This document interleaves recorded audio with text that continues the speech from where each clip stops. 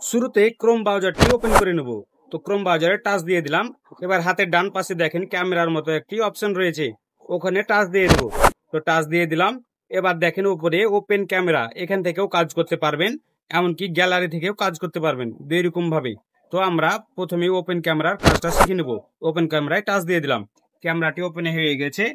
আপনার যে গুরুত্বপূর্ণ পেপারটি লেখালেখি করতে চাচ্ছেন ওই পেপারটি এভাবে ছবি তুলে নেবেন। তো এই সার্চ বাটন লেখা আছে, এখানে চাপ দিলেই ছবিটি উঠে যাবে। এবার আপনার প্রয়োজন মতো লেখাগুলোকে কপি করে নিতে পারবেন। তো আমি প্রথমের লাইনটি কপি করব। আমি সিলেক্ট করে দিলাম, কপি বাটনে চাপ দিলাম।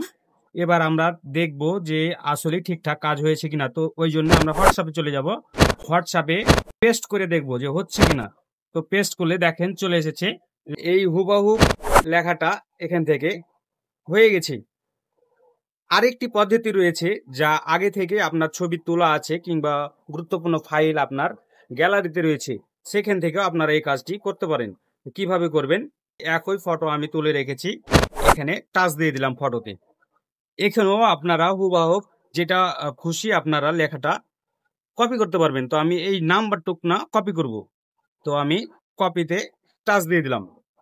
এবার আমি আবারও হোয়াটসঅ্যাপে গিয়ে দেখবো যে লেখাটা ঠিক আছে কিনা। তো এখানে নাম্বারটা আমি পেস্ট করব। তো দেখেন কত সুন্দর নাম্বারটি পেস্ট হয়ে গেছে।